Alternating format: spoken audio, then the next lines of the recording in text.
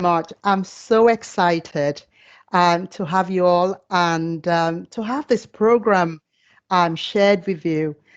This is the celebration of International Women's Day for UEL women. This is a network that's been running for a few years now. We actually started in 2016 and we've been running since then. But this particular event has actually been one that I think in many ways has gained so much support in terms of people wanting to be involved, and even the guests that we've invited, they didn't delay to say yes. So everything kind of collaborated. The universe kind of gathered together and say, on this one, UEL, you've got to have a blast. And I believe that tonight or this afternoon we're going to have a good time. The event today is all about celebration, to celebrate women, to celebrate our individual achievements and journeys, and also our collective success as gender, what we've achieved. So today is to look at reflecting on how far we've come, sharing, and also using our stories to inspire one another today. I have a few people lined up to speak, but also to kind of share with us in their own journey as well by answering questions. And something worth mentioning as well is the fact that this is the first time that we will jointly run an event with the students. So this is UEL Women Staff event, but we've decided to work with the student because A, the issues that affect us as female staff, I reckon will be the same, for the students. And, what better way to kind of, bring them along as well and prepare them for leadership and the future ahead, if not, to come together in a forum like this. I have a few slides to quickly go through. Today is not a day for speeches. It's just a few things that I would like to highlight and to also kind of share with you why we must, continue to choose to challenge. Fitzroy, should I just share my screen? No, I can. Okay, excellent. Thank you. Okay, great. So the theme for this year's IWD celebration is a challenged world is an alert world. From challenge comes change. So when we choose to challenge, we open the floodgate for change to happen, naturally. When the status quo is challenged, we are actually saying we need change. And that's what we're doing. In fact, meeting together this afternoon to have this celebration, to have this event is all about looking at ways that we can challenge the status quo and actually kickstart change from this afternoon. Next slide, please.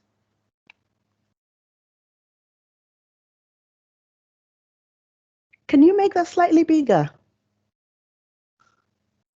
So I've kind of, highlighted on this slide the reasons why we must, choose to challenge, continue to challenge. The first point or the first bullet on this slide is we have more women, applying to higher education in the UK. But even then, we still see that women are underrepresented in many or a few of our programs, which are, really important programs like, computing, engineering, architecture and planning, physical sciences. These are important programs where we need to start preparing women. Why are there barriers to entering these programs? What can we start to do to make sure that we have women, represented in those areas? Secondly, the gender wage cap, which currently is gathering debate. The government decided to suspend it. Now they put it back on. Currently, 2020, we have it standing at 15.5%. That is unacceptable. Equal wage for equal work. Until we achieve that zero gap, we're going to continue to challenge the status quo. The third point there is about women in leadership. So the FTSE 100 at this point in time only have 5% women represented. Why are there barriers to entry? Why isn't there that progression and opening the door for women to equally have the seat at the table as men? Again, that is another reason for us to change the status quo and challenge. And finally, the point there on Pardon me, my site isn't great, and this is very tiny. So we've got 28% of professors, female professors, despite women representing 48% in academic staff in higher education in the UK. So why do we still have 28% if we make up 48% of the workforce? That is unacceptable. We're going to keep pushing until, the people who can make the change start to do something. And when we talk about people who can make the change, is all of us, by speaking up, by using our voices to let them know that we are uncomfortable with the status quo. Next slide, please. When I was putting together this slide, the women I chose, I was thinking, why am I choosing these people? Each of them represents something. These people have used their voices. And you might be thinking, Jimmy, you've got a man there. Yes, I put him there because he talks about the power of a dream. Every change starts with a dream. So when we conceive a dream, it gives us the conviction to start to, turn things around. And, that seed of a dream is a starting point for change to happen. And each of these women from, different areas, politics, entertainment, business, education, they've made changes in their own way. They've used their voices, they've used their platform to bring about change. And I think particularly men who are active allies. We have some men in our company tonight. So shout out to you for joining us tonight, because I think you are people we need to have conversation with. And you are the ones using your platform to promote and support issues that affect women. So the reason for this, slide is to say each of us can use our voices in ways that we can bring about change, incrementally until we make that, swirl ground, effect and impact of massive change. Next slide, please. So here's a collage of, pictures of UEL women who are, actually making waves and, doing something and using their office and using their platform, using their voices, using their connection to actually bring about change, and using their, what they know and how they know best to make sure that things do change. There are many more pictures, but we could only fit in this number. So if you want to see more pictures, go on to our internet site. So this would be, I think, the final slide. There's another one, and I believe Janita will be speaking to that slide. Can you go on to the next one? Janita, over to you. Thank you so much. Yes, this slide basically there was a form that we had asked all the ladies to fill in, or everybody that attends this event today. And it generated a word cloud of keywords that jumped out of this form. And I'll tell you the words that stood out for me when I was working on this slide. The first one, or should I say the first couple of words that jumped out, were physically and verbally.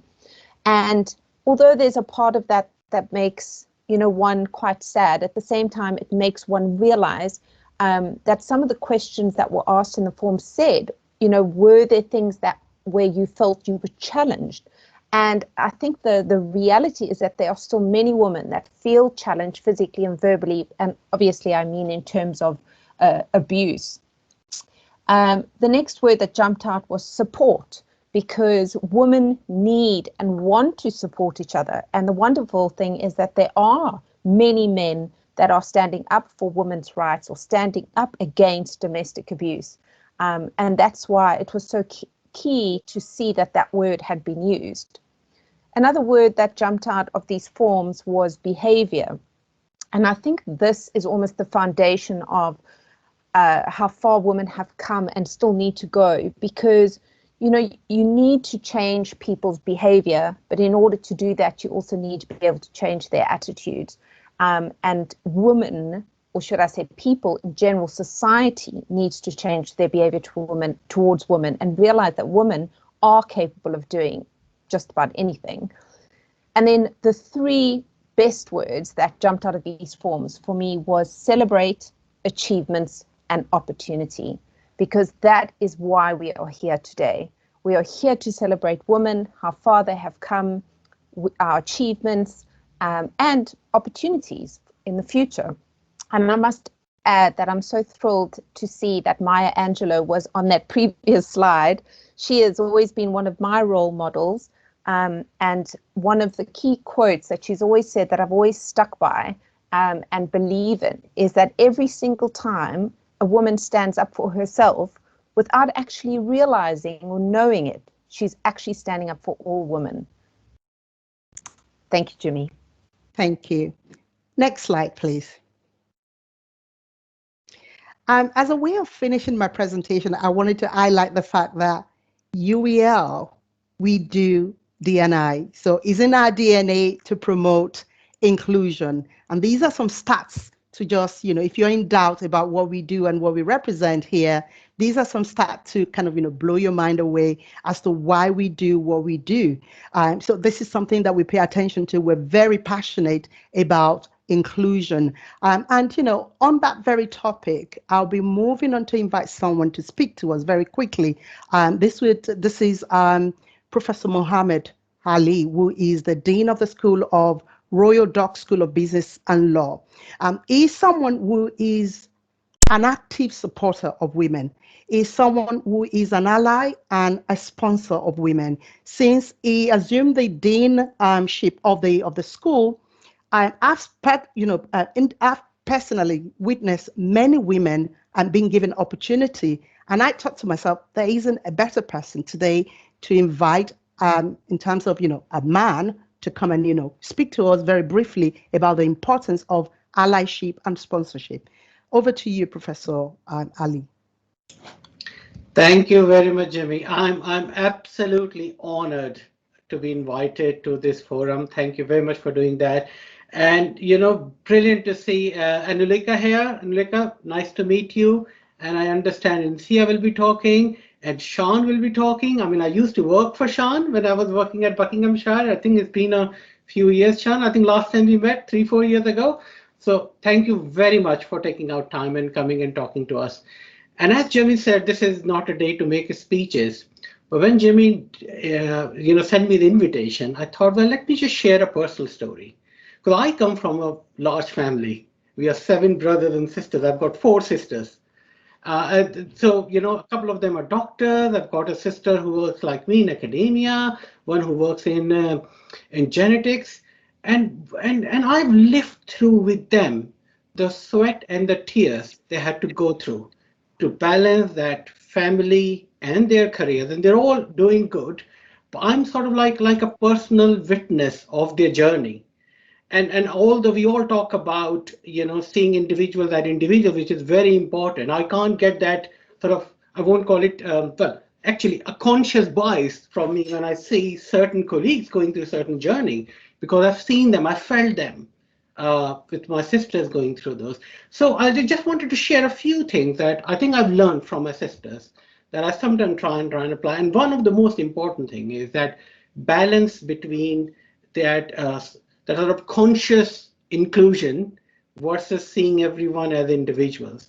And I think sometimes we lose that balance. Obviously, we need to look at every individual, look at the context and the background and the issues and find solutions for them. But I think as Jimmy just mentioned, that conscious inclusion is so important. I won't say that there are more women in the leadership now, Jimmy, but I would say it's more balanced now.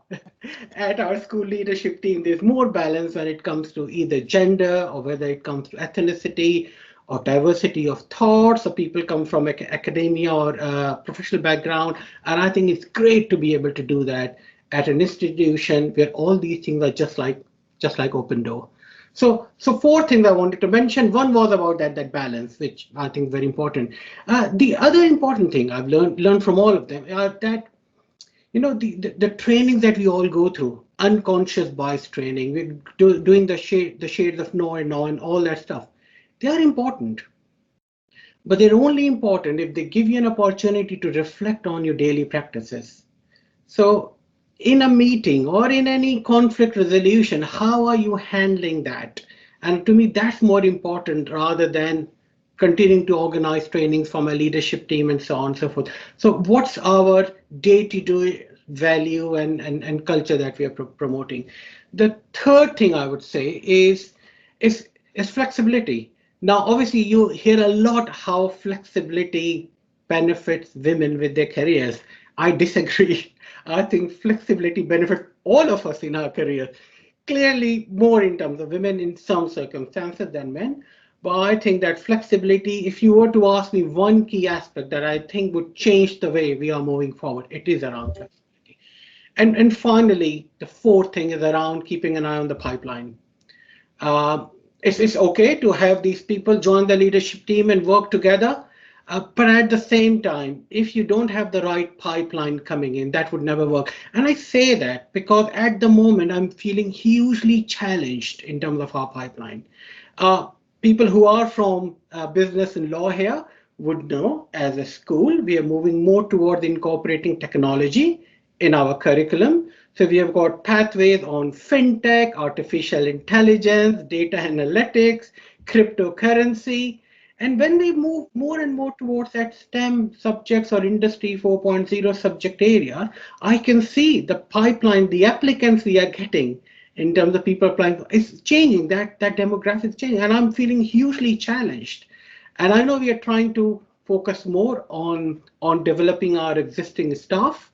For example, Jimmy in her role of HR is, I know we're talking about people analytics and going through all those sort of numbery sort of courses where you don't get that pipeline, but that remains a huge challenge. And that makes me think that it's not enough to do what you can do within your own position, within your school. I think your dreams, your scope need to be broader than that. That would incorporate that pipeline. So very quickly, as I said, it's the conscious inclusion, it's the making sure it's part and parcel of your daily life, it's flexibility and pipeline. And on that note, Jimmy, thank you very much for inviting me, and back to you. Thank you so much, Mohammed. What you just said for me, to encapsulate everything, is all about culture, the culture that we bring as a leader. And one thing that stands out from my interaction with you is about how you promote psychological safety. You promote, you welcome an environment where people can learn and ask questions and be vulnerable around you. And I even remember we finished the meeting one day. This was, the days when we used to do face to face. And you came to me and said, Jimmy, how could that meeting be better? And I was thinking, is my boss asking me how the meeting could have been better? How do you think I did? And I said, you did wonderfully well. Do you think I could do anything more? I said, no, everything was good. That for me was a first time experience of having a senior leader actually seeking for my opinion and, asking if I have a voice, if I have something else I want to add to it. And I think that goes to show how creating culture is a collective thing. It's not just by the leader, but it's everyone. But that environment needs to be there for people to feel included and for them to feel like they can use their voice and they can offer opinion and suggestion, which I think I've experienced firsthand within our school. So thank you so much, Mohammed. At this point, we get to the business of the day, and that is hearing from our speakers. I'm so excited and I want to hear them. I would now invite Andrea Didier to introduce our speakers before we start, talking to them. Over to you, Andrea. Excellent. Thank you so much, Jimmy. So I'm really delighted to celebrate and introduce our three amazing speakers who will also be taking questions from you. I think it's just really interesting you'll hear a little bit about their backgrounds, how they themselves sort of celebrate their achievements, their opportunities, and demonstrate leadership in their various roles. First of all, we have Professor Shan Wareing. Shan joined the University of Northampton as a Deputy Vice-Chancellor in November 2019. She has developed and delivered education strategies underpinned by learning technologies in 6 universities, and as Chief Operating Officer and Deputy Vice-Chancellor at London South Bank University, has led a student journey redesign programme based on implementing new technology infrastructure. In addition to all of that, she enjoys contributing to national debates via vlogging. 2 of her blogs have won national awards, and she lives in South West London with her husband and her 3 school-age children, and is also training for a half marathon. So much within that, it's amazing. But not to be outdone, we next have Mrs. Anulika Ajufo. Anulika, sorry, is the chair of the University of East London's Board of Governors and joined the Board of Governors in 2018. She was appointed as the first Black woman to serve as a chair of a university in the UK. Anulika is mother to a vibrant 17-year-old and still looks amazing. I can't actually believe that you're the mother of a 17-year-old. She's also the head of investments for Europe, Middle East and Africa, and leads on early and growth stage impact investments in Europe, the Middle East and Africa. She's also the founder of the Okoya platform, a leading educational not-for-profit focused on social mobility in the United Kingdom. She is passionate about finance and economic justice through development, as well as the need to promote equity and social justice in the world's most fragile countries, all of which she continues to champion across her roles in finance and philanthropy. So again, amazing achievements, amazing sort of contributions, and I'm really expecting quite a wonderful discussion to come next. Finally, we have one of our students, Insia Durrani. Insia has completed the first part of her film studies degree and is currently acting as UEL Activities and Opportunities Officer at UEL. Within that role, she's providing a voice for students and representing them at very senior management team meetings. I've seen her in a few meetings and she's on fire. Insia is also, when she finishes the year that she's taken out to complete this piece of work for University of East London as the Activities and Opportunities Officer, she'll be returning to complete her degree in film. She has origins within Iran and Pakistan, and as such is very interested in the ways that we can empower and be empowered as women. And again, I think Mohammed mentioned the whole piece about pipelines. So here's our pipeline. So we have this idea of what's already happening, what's being done, and the future that's yet to come. So I'd really like you to just welcome our three amazing speakers and panelists. Thank you. And just to mention a key point, Insia also sits on the Board of Governance of University of East London. I did not know that. You did not tell me that, Insia. So again, you know, we've got some leadership here. I think we also talked about this idea of the culture of leader and challenging what leaders look like. So thank you for saying that. Fantastic. Thanks, Anulika. Okay, yeah, thank you. I have very personal stories about each of the speakers here, but I'm not going to go into the stories, but I think it's important to mention that you look up to certain people because of their characteristics, because of the way that they, interact with you. With Anulika, it was a chance meeting with her. I think I was going up the stairs and she was with a PA, I think it was Anthony, and she introduced herself and said, I am Anulika, the chair of Board of Governors. And I said, somebody's mentioned me. And she said, please connect with me. It was an open invitation. And since then, we've kept in touch. With Professor Shan, it was a totally different experience. I went for a development program with Advanced HE. She happened to be speaking there.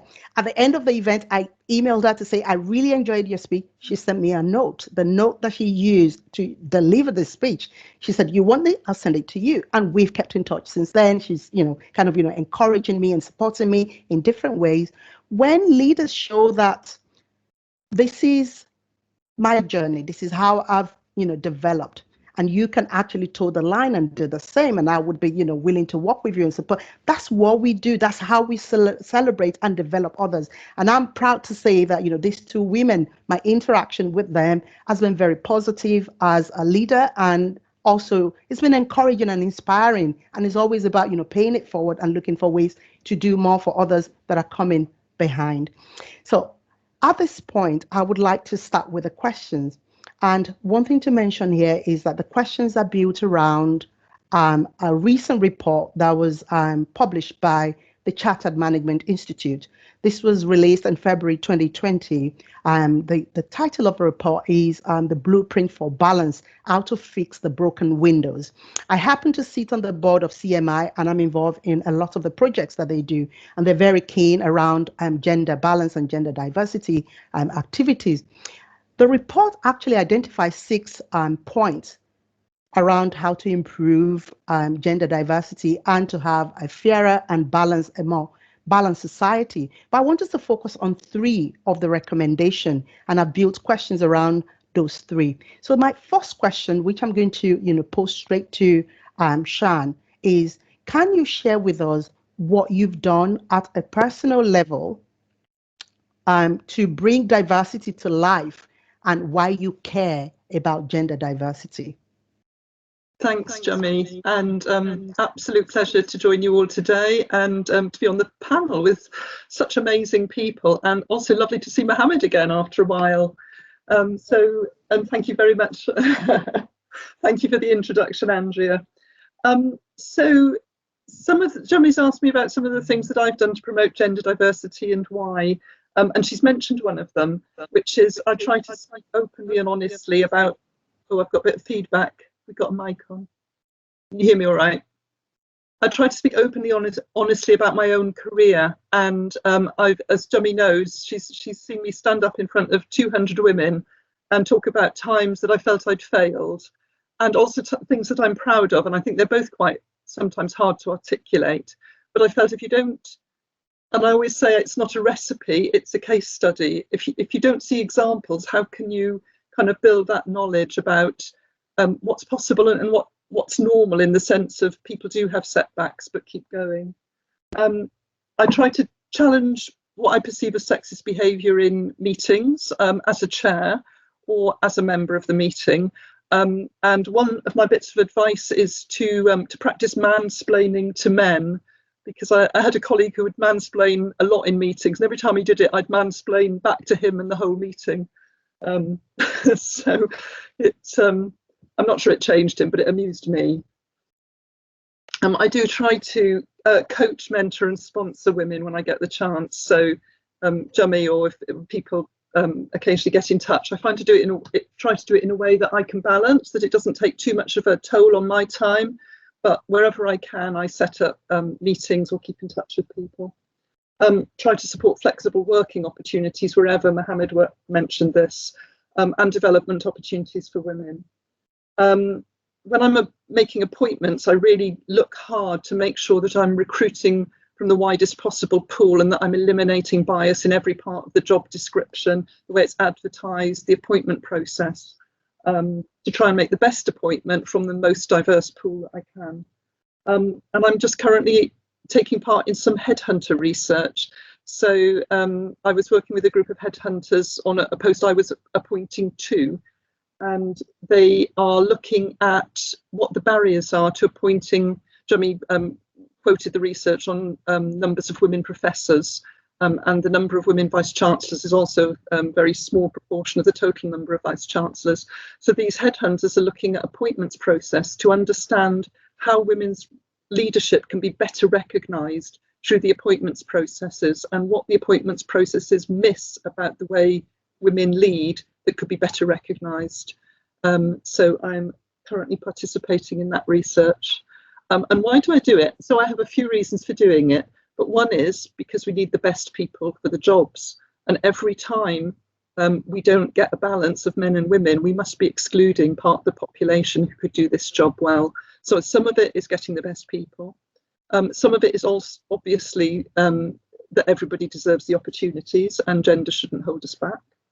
And some of it is that when you have women in senior positions, I think it helps the culture change, and it changes the culture for everyone. So I think there are multiple reasons why it's really important to support gender diversity.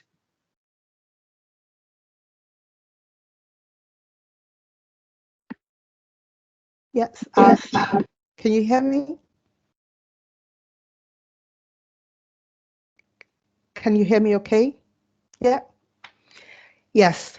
Thank you for your reflections, and just kind of picking up on the points that you've mentioned about, sponsorship and supporting women without taking a toll on your time.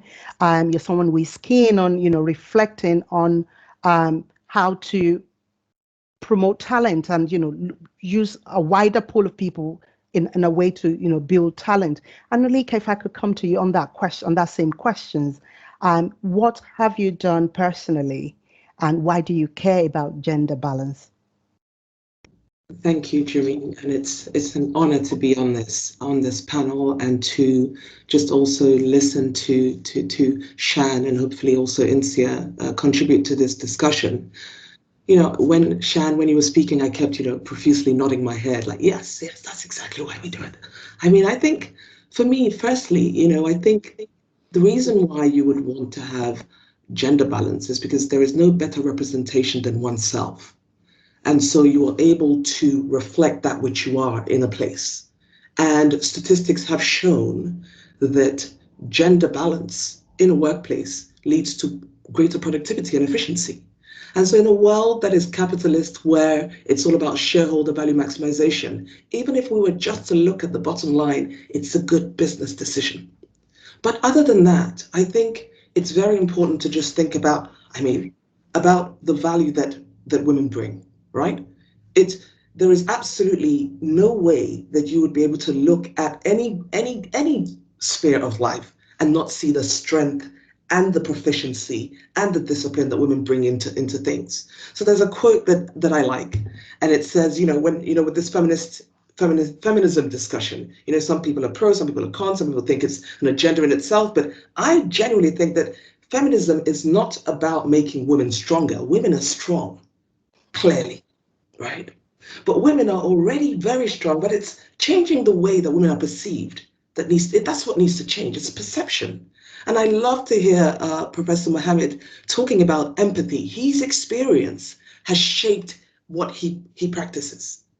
And so the more we have people experience and have people who have that experience in positions of leadership, the more that perception will change. Now, I'm an avid champion of diversity across everything.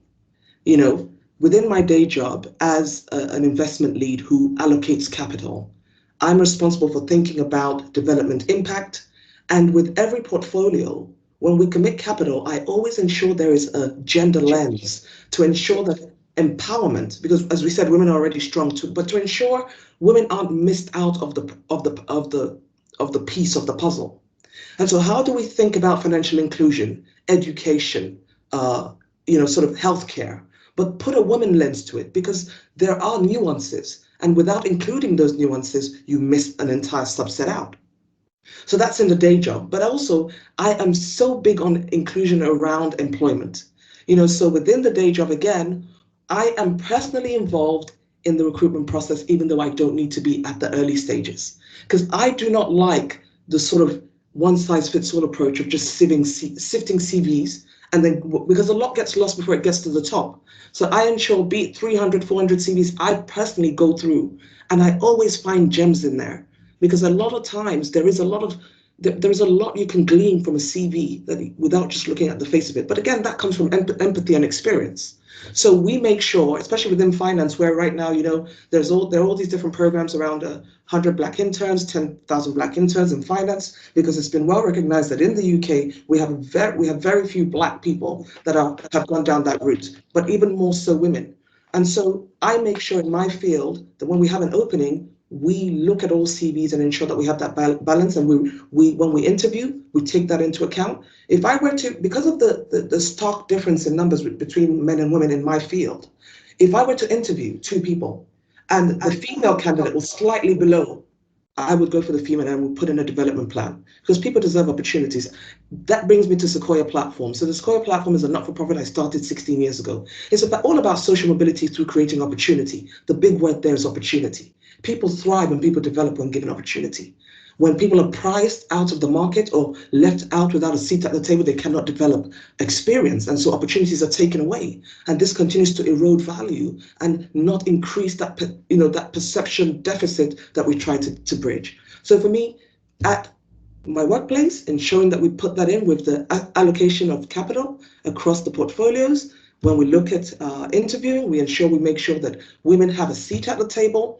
At Okoya platform, where it's all about education, employment, and entrepreneurship, we put together development programs specifically for girls, graduates, where we want them to understand, because a lot of stats have shown that if you can help a young person, a young female, develop confidence, develop proficiency, and understand that they have value to add, that adds significant gains to the process of even going to look for a job. because there is that difference between the way a man will go to an interview and a woman. So that needs to be bridged. So we do a lot of that through the Okoya platform. We create opportunities for internships and employment through the Okoya platform. Lastly, at UEL, our board minutes are on the website. You can look through it features greatly, and especially, we're aware of what we've been through over the last year, just in the, sort of in the midst of COVID. For us, making sure that equality and diversity is at the center of all we do is always going to be paramount. But I also think that this is also all possible as a result of my lived experience. So I'll just stop there. Thanks. Thank you very much. The word that jumps out as you're talking is all about empowerment and, giving people opportunity. You said something about looking out for gems and, you're looking at application and looking at someone who you think potentially we can, put in place some kind of development plan for this person and they'll be able to fly. And it's just, leaving that door open for someone to actually blossom and see them, in their full capacity and, realize that they have potentials and be that person who kind of, find that potential to flame. So that's really, awesome. Thank you. Insia, if I can come to you, what's your take on this? Thank you, Anulika and Shan. I think for me, it started out with questioning misogynistic behavior around me. As a teenager in school, I could definitely see there's sort of a culture built in Iran and more women there. So I think as behavior, so it doesn't continue, breaking those stereotypes, making sure that this is not normalized. I think it starts from there. I remember in high school when I was in the debating society, this is in Lahore, Pakistan, most men and sadly girls in my school, they would a lot of their comments were targeted towards women and demeaning them, and how it was just a normalized notion in their head that women just aren't capable to the extent of men. We're taught from a young age to target all this hate towards ourselves, to question our own abilities, but I think this whole I think the world is changing, with the coming from a country and society where female empowerment hadn't been experienced for a long time. I could definitely see that there's been a rapid increase in female liberation following internet culture and technological advancement in the past decade. So yeah, that's been a breath of fresh air. There is a march called Aurat March, which was first held in 2018 in Karachi, and then in Lahore last year as well. That's sort of targeted towards beating down misogyny in Pakistan. So personally, for me, it started out with little things like that. If anybody's making a sexist joke, just beating that down and then questioning them so that they get embarrassed and they don't repeat it, and people around them notice that this isn't something that's acceptable. My dissertation project also, it's based on this lady called Ghulam Soghra. She's a human rights activist in Pakistan. She's basically the founder and CEO of Madhavi Rural Development in Pakistan. It's an NGO whose mission is to create community savings funds and raise awareness of women's health, education, and social development issues. She was basically deprived of education from a young age, and then she was married off. But when she was divorced, because she wasn't educated enough, it looks like a loop, she started getting education herself. She's worked really hard. She got a lot of negative backlash for it as well, but she continued through that, and she created this institute where it educates people, and in that institute she was the first student who educated herself, and then she did the exams. So yeah, it's basically based on that. So through my film and journalistic sort of experience in education, I want to work towards liberating women in my countries, in Iran and Pakistan. Hopefully, that's the dream. Thank you, Insia. We all know that our lived experience shapes who we are and how we do things, and also becomes the lenses through which we see a lot of things. And of course, being an active bystander, we all can be a bystander, but to be an active bystander is to actually challenge something. When you witness something, you say, no, this is not going to continue. And that, is very powerful because it starts with all of us. Inclusion starts with I, the letter I, and we can all do something about it. So thank you for that. So going on to the second question, we all know that a major issue that we have in organization is something called the missing middle.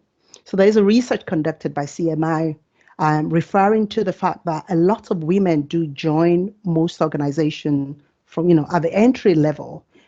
They don't get to the top, but then something happens in the middle. They, kind of leave the organization, whether, they start, bearing children, or they, finding it difficult to cope, or maybe the culture of the organization isn't friendly or family friendly, or doesn't even allow them, that access and progression within the organization. So because of that, a lot of organizations are losing talent, referring to the, the leaky pipeline. So what can we do to make sure that we kind of stem that or stop it from continuing? So this question is about, what have you seen in any organization where you've worked, whether in the past or where you're working currently, in terms of maybe initiatives that has helped to nurture talent and keep women?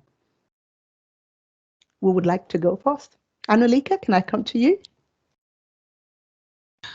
Thank you, Jummy. Right.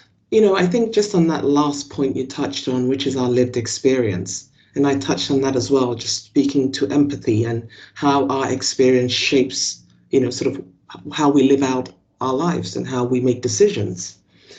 It was great to hear Juanita, I believe, who quoted Maya Angelou. She's just one of my absolute favorite American poets, memoirist and a civil rights activist. And she was just such a powerful voice, and she knew how to use her voice. God rest her soul.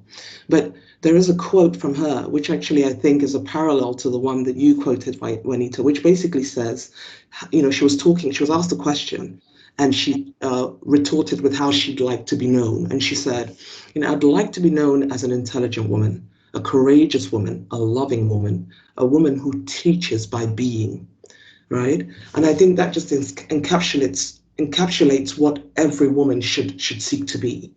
And in the sense that if you are a leader in a workplace, you could really be quite instrumental in shaping policies around inclusion, because it's always around creating safe spaces for people to feel a sense of belonging, and also to be able to magnify voices. So I worked for 4 years at the Soros Fund for George Soros, where I led investments in the Middle East, North Africa, and Europe.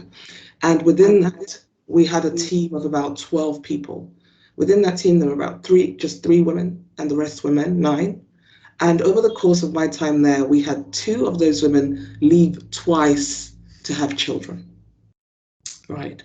Now, if you were to go into any investment bank, and I've had the opportunity to work at investment banks as well as in private equity funds, you wouldn't see a woman go out of an investment bank to have children and come back within 6 to 9 months, because the pressures are too heavy.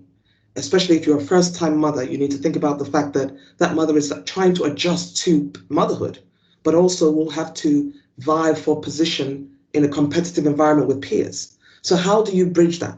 So the reason why I say this is just to give that distinction between my experience at investment banks and the fund I was at. Within the fund, we set up a system that enabled women to pretty much have flexible working hours. So you could come in, you would essentially go and have your child. We'd set up a 6-month period for reintegration. We'd pretty much ensure that whatever portfolio you worked on, you would essentially get back. We'd keep you CC'd on email, so as and when you wanted to engage, you'll engage. And even after that, in coming back to the office, we had a small sort of mother and baby room you could use, which was fantastic. And that's not unheard of. That's unheard of in finance. So I'd say that's one way, especially when it comes to ensuring that you deal with that missing middle. Because as you said, Jimmy, people, you have, young women coming in at the bottom, and there is something going on in that middle. And I think that's one thing to call out. Women are going off and starting families, and they're not getting that support or feeling that they can handle the two, right? So being able to create inclusive environments, safe spaces to allow women to thrive in the way they do best would only benefit everybody. There's one more thing I want to refer to. So I started my career at Lehman Brothers. This was before the financial crash. And I've always been a person who thrived in male-dominated environments. I think to be honest, I actually went into trading because I was told that women don't trade. And women don't trade options in investment banks. And I think for me, that was quite powerful because I just wanted to ensure that I'm the sort of person where I don't like people to tell me what I can and cannot do. I like to break barriers. And also back again to Juanita's point on, how, when I break a barrier, when I have a success, it's reflecting on other women. I really do see myself as that because I felt if I'm being told that women do not do X, what about other women coming after me? I want to be able to be that person and that poster child that people say, you say people cannot do this, but she's doing it. And so I think it's also important that in areas where, talk about STEM, I studied engineering as my first degree, areas where women are few and far between, we begin to get those role models in place and really, really promote that because women coming after will see role models, see people like themselves, and then seek to take those paths.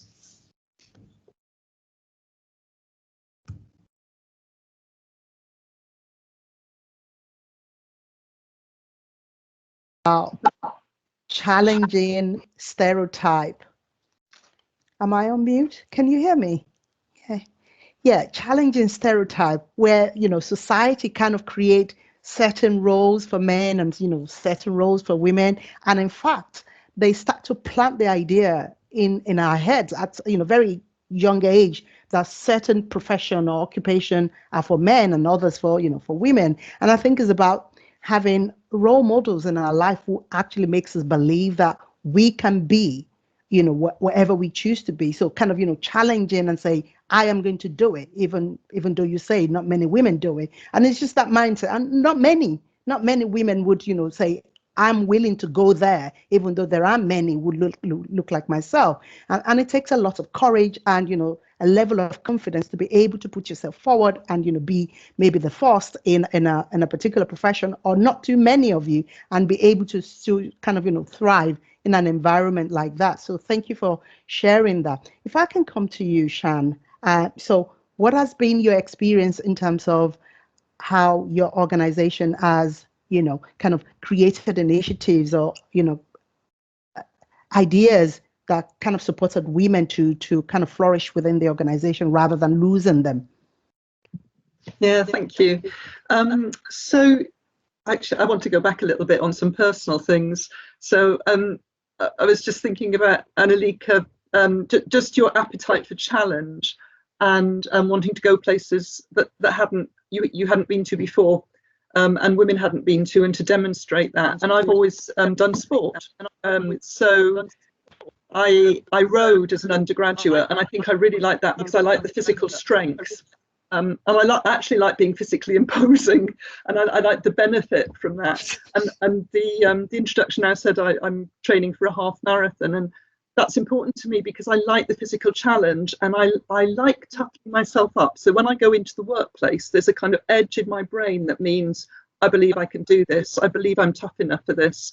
And the sport and exercise for me gives me that feeling of just that little bit of professional edge, that I'm going to be sharper and I'm going to be stronger and I'm going to be wider awake in this meeting than you may be the person that I'm in conflict with. So sorry, that was a bit more on the personal side. But in terms of organisations, so one thing that London South Bank University did was it reduced its gender pay gap when it paid the London living wage. And we focus a lot, I think, quite rightly, on women in senior positions. But because there were a lot of women in entry-level roles and in manual roles, the paying the London living wage raised the floor of our salaries, and it actually contributed a lot to reducing the gender pay gap. We've obviously talked about flexible working. I think online meetings actually have changed the dynamic in organisations. And I was talking to a colleague, somebody I work very closely with, who works in another organisation now, and she was saying that online meetings, the ability to use chat and the hand raising function has allowed her to contribute differently to meetings that she felt were quite macho, and use her voice differently. and she's a person who likes to reflect before she speaks, and it allows her to manage the dynamics differently. So I thought that was really interesting. Another thing is I think universities can do is make sure the curriculum recognises women's contributions.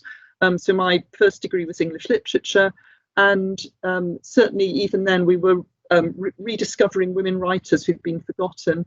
And I mentioned that as well in relation to sport and women's achievements, because I think they are not as widely known as they should be. And when I started running again this year, I realised that women had been excluded from running marathons alongside men. And there are examples of women who defied that and either ran without being registered or registered themselves under their initials, like Catherine Schitzer, who ran the Boston Marathon in 1967 under her initials, and a man assaulted her and tried to drag her, one of the officials tried to drag her off the course. And I think, so one of the important things I think we do in universities is make sure not only that our curriculum is decolonised and reflects appropriately the contributions of people of colour, but it also reflects the contributions of women over centuries whose history and voices have been lost by the way that we've recorded the developments of those subjects and discipline areas. And the other thing I wanted to pick up was I really loved what Jummy said about Mohammed's style and the importance of psychological safety, and Anulika's raised that as well. And I think because women may come with less confidence, we know there's a lot of studies that show that women are less likely to apply for a job if they think there's one thing on the job description they can't do, where this is probably anecdotal that men apply for jobs where there's one thing they can do. But we know that there's a difference in confidence levels. And I think the more you can create psychological safety, the more you can create a place that people will put themselves forward and they will take risks. And because women may have had gaps in their careers for maternity leave, that the more you can give opportunities and the benefit of the doubt and create a space that people can take a chance in or say something that feels risky to them in, the more you will get out of your women. And the greater their chance of staying with your organisation and gaining the promotion and the opportunities they deserve. Thank you. Thank you so much, Shan. I was reading an article just a couple of days ago on psychological safety, actually, and one of the components of it is inclusion. So it talks about including everyone, and in the current, pandemic situation, leaders need to be more acutely aware of ways they can include not just women but everyone, to make sure that even though we're now virtual, no one is left behind, and people are allowed to kind of express themselves and be part of the conversation, and kind of given permission to kind of wade into the conversation and encourage to contribute to discussion. Insia, if I can quickly come to you, I'm mindful of time. People have questions, and I'm sure they can't wait to engage with you. So if you can give us briefly any example of maybe an organization, and it could be UEL, where you've seen an example of how female talent has been nurtured. Thank you. So yeah, like Anulika and Shan said, like very rudimentary policy changes, they can go a long way. So at my workplace, there are a few women in leadership positions that I look up to, and seeing someone that looks like me in a leadership position is very empowering to me. I feel like there's like a collective understanding between women and the things that we've had to endure. And so their leadership in turn loops into better working environments for women, I imagine, just like it does for me. There's an example actually. I used to work as a bartender in a VIP bar in London in my student days, and it was shocking to see that I remember one of the male managers had not so subtly, not so much encouraged, but pressured one of our female bartenders to entertain a customer who was being flirty with the bartender, and she was very visibly uncomfortable with him. And I remember as soon as she mentioned it to me and a couple of female bartenders, we took a stance against that. We reported the manager immediately to the authority, and they had like a hearing for him. And I don't remember that ever repeating again. So I feel like, yeah, at any point, if you're experiencing experiencing something like this, I know it's hard to speak out when everybody is not, you know, in a lot of circumstances, you're a bit afraid that people wouldn't believe you because that's sort of the environment that has been built for women for decades. But yeah, if you're a woman and you see somebody experiencing something like that, it is your duty, I feel, to take a stance against that if you're in a position to. So yeah, that was a good experience that I had. Thank you very much. I'm just going to go to the last question, and if we can make it just maybe 1 point each. So what one recommendation would you put forward as a way of dismantling institutional barriers to gender balance? So wherever you're currently working, what would be one recommendation that you would say, I think this would be the one to kind of help with achieving better gender balance? Anulika. I think I'd have to pick up on that word we keep throwing about, creating places of psychological safety and building pipeline, right? Again, back to Professor Ali, what he said. I think, you know, if there's no one proficient with the skill set to do the job, what do? You create pipeline. Yeah. You don't keep making excuses. So that's what I'd say. We need stakeholders to go out, be clear about creating pipeline and understanding that it takes time. It will take time. Set timelines and be committed to the goal. Excellent. Thank you very much. Shan? Thank you. I think I'd say we keep educating ourselves on the nature and the impact of sexism, and particularly from a view of intersectionality and how it affects women of different ages and different ethnicities and disabled women as well as able-bodied women, and trans women. Because I think the point that's also been made about it's how you treat everybody, it's inclusivity for everybody, because people are always watching you as a leader. And if you treat some people well and other people badly, they know, and they know it's not really safe. Yeah. So I think intersectionality and just educating ourselves, because there's always more to learn. There's always more that our society has forgotten about women or has overlooked about women. So keeping on learning about that and changing it. That is so powerful. Leaders were willing to learn, were willing to listen and educate themselves, and then use that knowledge to actually manage the people they actually lead, and, you know, listen in a way that they actually want to make a difference. That's very important. Thank you. Insia? I think mine would be similar to Shan's as well. Like re-educating yourself and yeah, just keeping in mind everything that women have had to endure all these years, always acknowledging that and believing in women, because we are amazing and there's so much potential. And yeah, I think not questioning yourself is something I struggle with, but yeah, I'm learning. Thank you very much. Now is the time. So I can see a lot of, you know, questions and comments in the chat. I'm going to come to you, Fitz. Can you see if there are some questions that we can start with to put across to our panelists? Right, well, I can see that Roberta has or had her hand up. So Roberta, perhaps if you are able to, I'm also just aware that some people don't have access to the chat because of the process of signing in. Okay. If you didn't join the team, then you don't have access to the chat. But that doesn't preclude you. So what I would encourage you to do is to put your hand up and at very least put your mic on, and then I'm happy to kind of coordinate the traffic. But yeah. Roberta, over to you. Hi, and put on your camera if you feel comfortable with that. We'd like to see your face. I actually just put on some lipstick because I knew I've just been working at home today and hadn't put any makeup on at all. And I thought, yeah, I hope I haven't sort of stepped ahead of anyone, because I didn't put my question in the chat. Yours was the first hand. It's been up for quite some time, so you're good. Well, I put it up and then I put it down because I realised you were still talking. But what I was going to say, and I realised, you know, the point of today is to celebrate achievements. I don't want to be negative. And it's been great listening to what you've all said.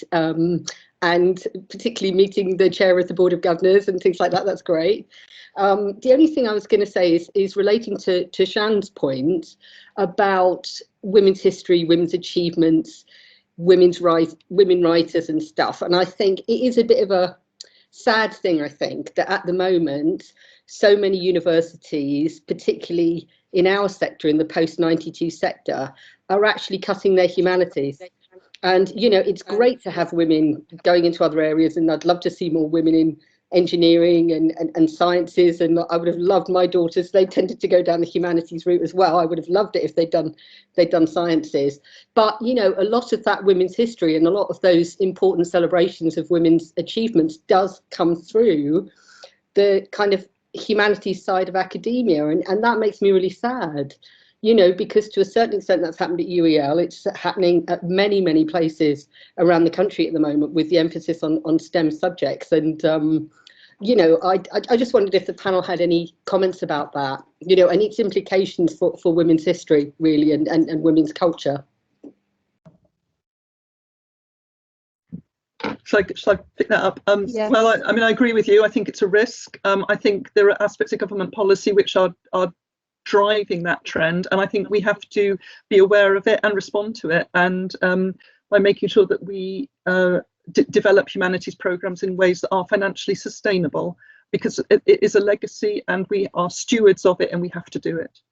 Yeah, so I think that's the thing about it being financially sustainable. You know, that's exactly it. It's a difficult one, particularly when, you know, the government discourse is all about, oh, if you do these degrees, you know, you won't get a job. And then, of course, that frightens poorer students off because maybe they're totally, you know, more motivated by money and financial security, which completely makes sense. So it's a very difficult one. Yeah, it is a difficult one, but I think it's our responsibility to solve that problem.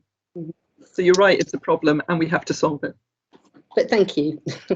Yeah, I mean, Roberta, it's lovely to meet you. If I may just add one comment. Such a pleasure to meet you. And, you know, I cannot not respond to that. I think absolutely right, as Shan has said. I feel with this, what you just said, you have to almost zoom out of, you know, because there are broader challenges. And higher education more generally is due a shake-up, right? Yeah. I think it's important, you know, just as is the case with anything you're trying to magnify or amplify, it doesn't mean you diminish another, right? But there is the question around sustainability, viability, and regulation.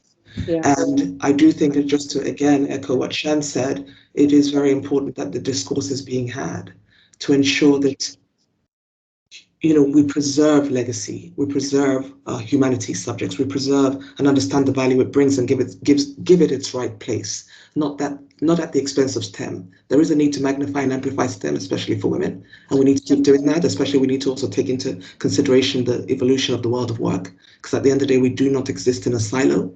But it's important that this discourse is had in a holistic manner. Mm-hmm. So thank you for that comment. I think it's relevant. Yeah, well, thank you. Yeah, thank you. I'll let somebody else. Okay, well, there's an observation in the chat from Regina, which I think is relevant, and I'll just read it out for those that don't have access. Regina says, we need to be thinking in a cross-curricular way, because that is how complex problems are solved. And, you know, it's the old adage, you know, the thinking that got us to where we are isn't sufficient to bring us forward to where we need to be. So a different way of thinking, I think, is definitely required. Okay, there are two hands up. I'm going to come to Juanita, because yours was up first, and Shampa, if you can stay with your hand up, then I'll come to you afterwards as well. But Juanita, if you are willing to come on camera as well, that would be great. Oh, yeah. Excellent. Thank you. I'm getting there. I just want to say thank you very much. It is so inspiring to listen to all of you. So it's been great, but that's not my question. As a mother of 3 girls, I've always had this belief that I've got to teach my girls to, you know, to challenge the status quo, to, you know, be strong, etc., etc. But it's dawned on me lately that a lot of our education does begin at home. Should we not be enforcing a way that a lot of mothers should be educating their sons about the issues that women go through? If you know where I'm going with this, because I feel that it's just, you know, us focusing on telling the girls and the women what they should be doing, but there's a part of me that feels like we're sometimes missing the boat, and we should also be focusing on young boys, you know, in a primary school level, teaching them about how, I suppose this relates to equality in every way, but I just feel that a lot of the education stems from a home. So I just wondered what your thoughts were on that.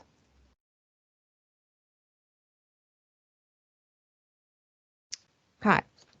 Feel free to take it. Yes, hi Juanita. I love your accent. I lived in Western Cape for a while, so you know I recognize that accent anywhere. But so I'm the mother of a 17-year-old boy. I have a male child, And I came from a family of 5 children. My mother is very strong. You know, she was a doctor in Nigeria, moved to the UK, started all over again, had to deal with unconscious bias, you name it, right? But the thing is, you know, when I look at the lineage, her mother was also very strong. And she came from a family of 7. So my mother's from a family of 7. Her mother worked very hard to raise the 7. My mother had 5, despite being a doctor, 3 girls, 2 boys. And when I look at my brothers, and you know, they're married now in their family homes, I see that it was the most impactful message for them was the way my mother raised them, and that visibility to my mother and her struggles. I think it's very important when you're, you know, and I do the same with my son, very important to just be, you know, sometimes we want to be machismo, you know what I mean? You go, you want your children to just see you as tough and you don't share. Obviously, don't overshare, you pick what you share, lest you know, you damage them at a young age. But with my son, I share. And I see the way he treats females around him. He's now A-levels. I see how he treats his female friends. He has more female friends than male friends. And so I know that that's as a result of just him being so close to me and sharing in my struggles. He is close enough to know that women are strong. He's close enough to know that women should be treated in a different way. He's close enough to also understand that in vulnerability lies strength. Yeah. And so I think, again, it's making sure that as a parent, be it a male child or a female child, you're being that role model, showing them all sides, because they'll take that, you know, with them over the course of their lives. Thanks. Thank you. Thanks. I agree with your point as well, actually, and I think it's really important that the more disadvantaged party doesn't carry the responsibility of changing society. And obviously, we have the debate at work a lot with colleagues of colour that it's really important that white allies take some responsibility for the changes, or at least half the responsibility for the changes, or more if we're in a position of power, rather than expecting my black colleagues to educate us all the time and take responsibility for the change. And I think you're making the same point in relation to gender, that it's really important that both parties in that gender balance are taking responsibility fully. But I also agree with Anulika that I've got a son, a teenage son, and I try to, in my relationship with him, I try to be with him in the way that I want him to be. So I want it to come out of the relationship rather than trying to formally teach him, because it doesn't seem to work. Doesn't seem to work with my son. May work with other people's sons, but I think if the nature of the relationship is such that he grows up being a certain way, I would hope that I've done a good job. Can I jump in as well? So I have one other sibling, my brother, he's 19. So we grew up my mom, she was the oldest sister of her sisters in a family where my grandmother was significantly unavailable. So my mom used to take care, she took charge of taking care of her siblings growing up. And then that behavior sort of translated into her career path when she moved to a new country at my age. And then within the first few years, she would travel back and forth to Pakistan to complete her degree. And then only within a few years, she managed to become a senior host in a talk show in a country that's really gives women a lot of difficulties, in that career especially. So my brother and I, we grew up normalizing this sort of strength for women. That was our normal. Whereas many of our peers, they didn't normalize that. So they perceived the power dynamic between men and women around them as much different to how my brother and I perceived it. But yeah, this sort of empowerment just definitely gave me the power and my brother to identify misogyny much quicker than most people around us. Like my brother, he calls out his male friends when they're being misogynistic. So yeah, it's sort of like a normalization in the family. So great, thank you.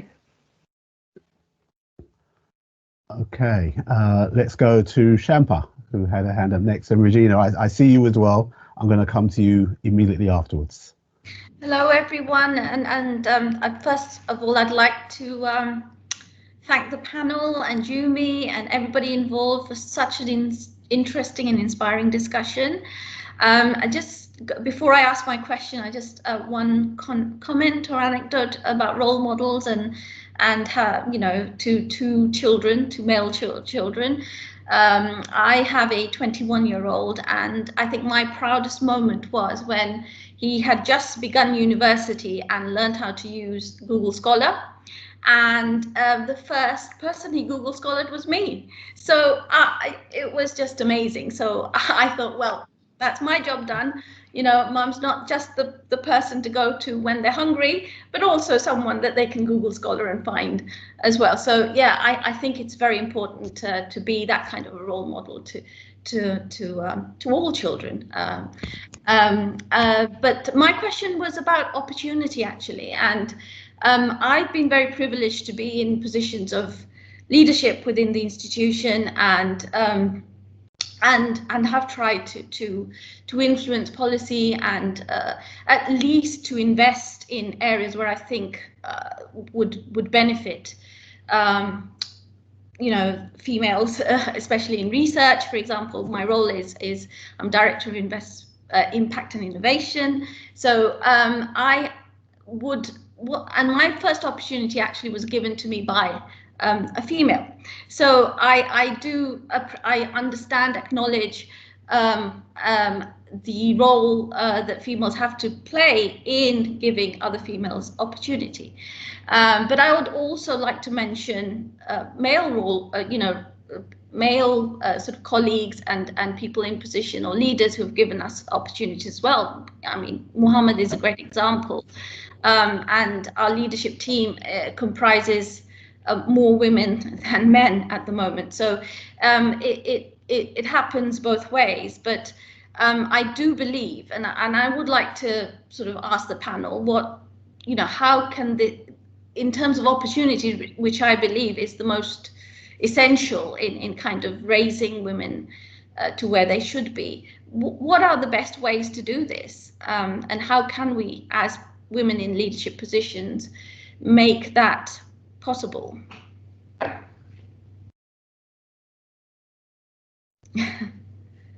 Hi, Shampa. Lovely to see you as always. That is such a loaded one, you know, and it's a good question.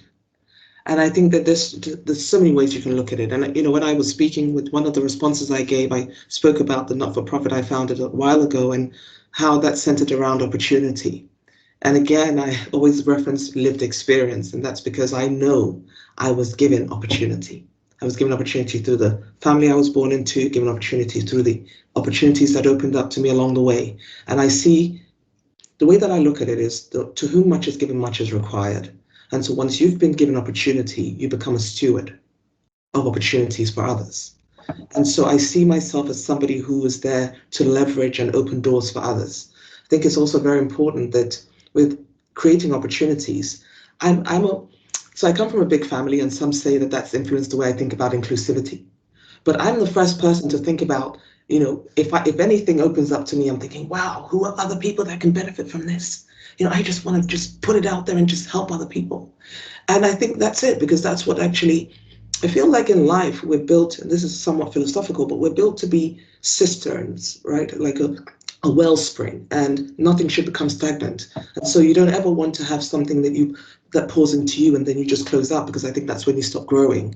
So it's also about having a passion. And I found that with me, it's made me more enthused about any opportunity, any success, the more I achieve, because I'm just so aware of this magnitude for impacting others with that, right? So down to practical examples. I believe that with every door, so be it where I work or with UEL, for example, or the not-for-profit, I'm always very clear about an opportunity where if there is something that opens up and there's room to empower others, I'm always looking for that. I'm always looking for the group of people to put that towards. I think we live in a world now where connectivity is key and possible. And so there's ample room for impact and putting things out there, knowledge sharing, building networks. I'm the sort of person to do that. So Shampa, I think just generally when it comes to opportunity, I think it's just important to my starting point too, because it's the onus on each individual and each leader to develop a mindset of inclusion and the fact that nothing should stop with you, and there is always an opportunity beyond you with every opportunity that comes your way. And I think if we think that way, that essentially will lead to significant change in the world. As you said, the opportunity that came to you was provided by another woman. Yeah. Thank you. Yeah, thanks, Shampa.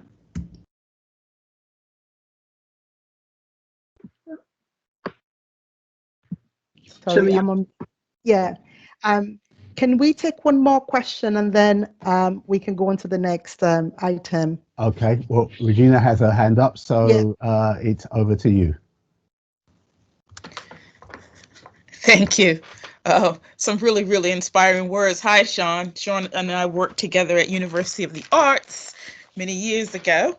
Insia, hello, and Anulika, of course. Slightly different sort of topic. It's just, to what extent does social media amplify or silence the voice of women? And how can we help our developing leaders to navigate that space? Be interested in, in any comments there. Shan, would you like to take that? I'll give it a go. It's a great question. I guess I find a lot of what I see on social media, and at the moment, particularly, I look at it and I find it breaks my heart, so I come off it again. But I'm on Twitter myself and LinkedIn, and Jummy contacted me through LinkedIn. So one of the benefits, I think, of LinkedIn is it allows women to find other women, and I think that's great. So that is a good thing, the networking. I'm on Twitter as well, and I use Twitter quite carefully to promote things I believe in and to give limited insight, I guess, into my personal life, because I think it's really, I'm in a position where I'm a senior member of staff in a big organisation. I can't know everybody personally, but what I can do is share a bit about myself, and I try to manage that in a way that I'm comfortable with. I'm quite selective about what I put out there, but I hope it gives a bit of a message about who I am, that I'm grounded in a home life. I break things sometimes. I make the wrong decisions. That I'm a kind of a 360 person, I'm a whole person. But I try to manage it so I don't feel that I've exposed parts of my life that I don't really want to share with a very wide audience. So that's just a personal answer to the question. I mean, if I could just add to that, Insia, would you like to go first? Because this is your generation. This is such a good thing, right? Yeah, if that's okay. Yeah, so I mentioned this to Regina and Jimmy earlier in the week as well. I feel like in social media, as the rise of technology, I feel like gender thing and like, I don't know, astrology is conventionally feminine sort of, or witchcraft, or even fashion sometimes. As long as it's a feminine thing, it's perceived in a derogatory light. But then when it comes to like fandoms for football, etc., or sports, they're praised because they're conventionally masculine traits. So yeah, even within women, there's like an internal agreement that anything that's enjoyed by women, it's lame. But I feel like with the rise of TikTok, a lot of women are beginning to speak out about this. Like there's a whole wave of let women enjoy things. So yeah, I really like that. I feel like it's being more acknowledged. Yeah. Also, just femininity in itself is perceived as a more of a positive thing with rise of sort of Gen Z, feminism, I think. So yeah, it's a nice thing to see. Thank you. I really want to push us to the to the next question, which is for me. Anulika, I'm sorry to speak over you and interrupt you. I want to be able to get these out of the three of you, and that is, if you're to give one tip as a leader for all of us on the call tonight, what would be that one tip in terms of how to be your best self, or how to activate your best self as a leader, whether you're leading someone or you're leading yourself? What would be your tip? Your final word. Yeah. Anulika? Yeah, thank you, Jimmy. I'd say authenticity. You will thrive in a place of conviction. And so as a leader, you need to have conviction and be authentic. And I think it's yeah, it speaks volumes because hearts connect and people are people and life is about people. So that would be what I'd say. Powerful. Thank you very much. Shan?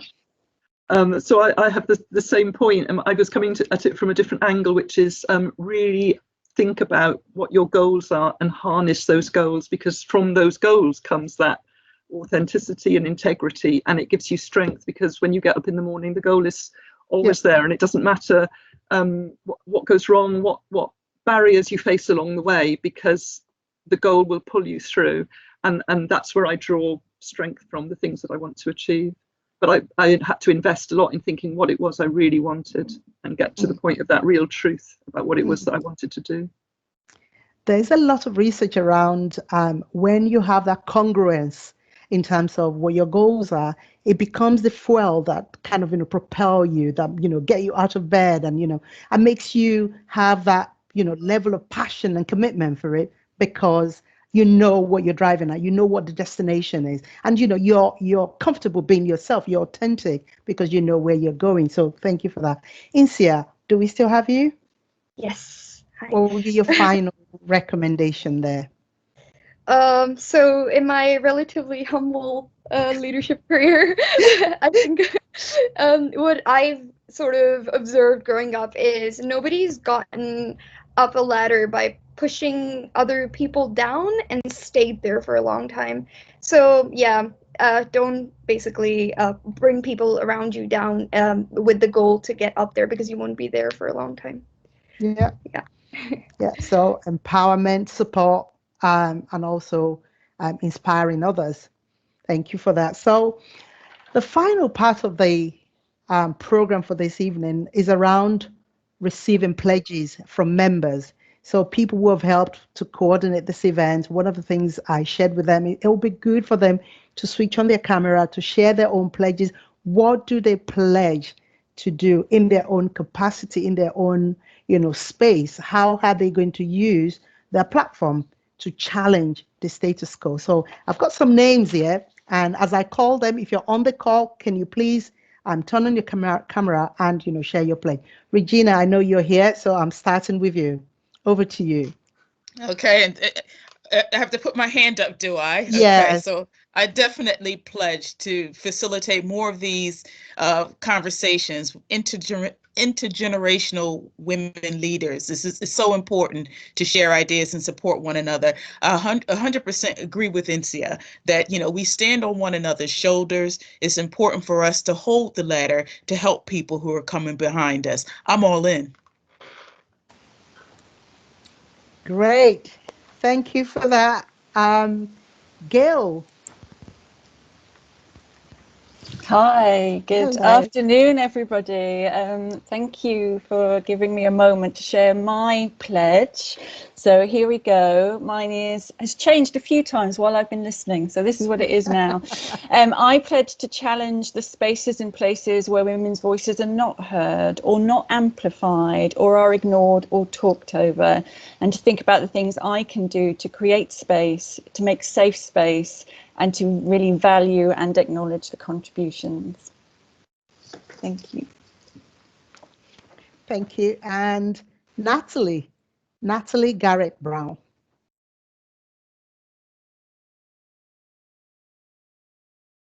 You're on mute. What a rookie error, right? I've done my pledge, you missed it. No, all I was saying was thank you, Jimmy, for making this event happen and for all your leadership around it, because you were like a powerhouse making this happen, so thank you.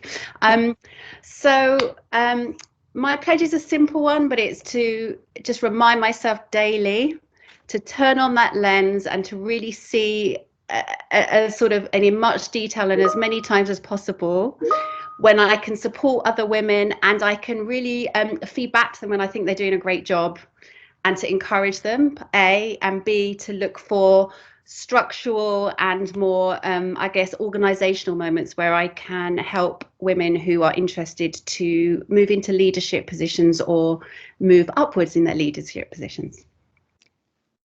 Brilliant, thank you. And I'm going to go on to Rema. Hi everyone, thank you for having me here, and it's been amazing hearing everyone's perspectives. Really inspiring event. So in light of the kind of recent events that have happened with Meghan Markle and Sarah Everard, it still kind of highlights the fact that women are still vulnerable in relation to being attacked, and even though we're in the 21st century, women are still unsafe to a certain degree.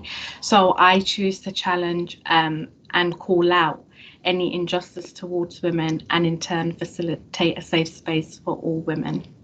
Thank you. Thank you, Rima. Kelly? Hi there, thank you so much for having me. I've got the same backdrop like from yesterday. It's a bit like my technical version of yeah, my walk of shame. I thank you so much for having me here. Yeah, my pledge has kind of changed a few times as well, but I think really I want to keep it simple and just say that I pledge to take someone along with me on whatever ride I'm going on, to bring someone along with me. Thank you, Kelly. Rebecca. Thanks, Jummy. And can you see me? Yes, there I am. And thank you, everyone. It's been really inspiring this afternoon, really inspiring. I guess for me, my pledge is to try to keep creating psychological safety and a space where we reduce separation, so people can come together and not be so separated, and also not be so categorized, you know, place for together. Excellent, thank you. And I think the final name is me.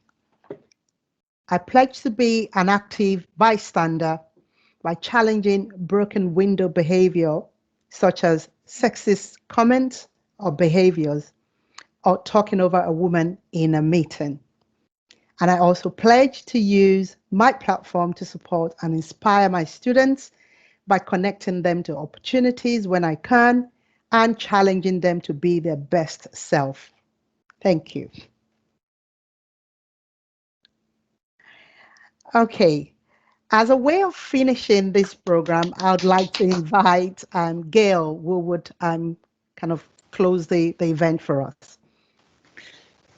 Thank you so much. Thank you. So I have the wonderful job of just really closing and saying some thanks to people who've given us so much this afternoon. So sort of in an hour and a half, so many brilliant things that have been said, so many challenging things have been said, and I'm going to sort of leave with reflecting back some of the words that you've shared with us. But before I do that, can I just say thank you, Anulika, Shan, Insia, for being brilliant speakers and brilliant panelists. I think we have all really benefited from your insight, your input, and so many things that you have said I'm going to take away with me. From the sort of the power, I think, of Insia, you spoke about new technology and the power that could give us to connect and to do more and to support, and that was really powerful. And Anulika, you spoke so powerfully about the programs that you'd created, and the thing that I loved most was when you spoke about women who'd gone on maternity leave and then they get their portfolio back. I've heard so many times how that is, you come back to something different and you're not able to take on your journey, and that really stuck with me. And Shan, thank you for your appetite for challenge. That was the thing that I really connected with, and particularly when you were talking about physical well-being, sport, exercise, and that's something we really value here at University of East London as well, in, you know, health gain for learning gain and for taking on these big challenges. So the words that I just want to say are thank you, Jummy, for organising. Thank you, all the colleagues that we also saw who were helping out, Juanita and Fitzroy and Andrea, and I'm sure there are other colleagues that I have missed out. Thank you again to our three amazing panelists. And what I heard sort of overall really was find the courage to use the strength that we have, the strength that women have, to share our passion, to share opportunities, And by doing so, the more we share, the more we are enriched. And I think that's what I'd like to kind of end it on, really. Thank you for sharing. I feel incredibly enriched by the experience and feel, up for the challenge and the next stage. So thank you all very much for your wonderful contributions today.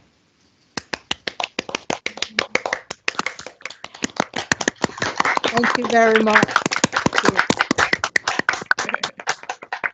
Thanks a lot. Take care.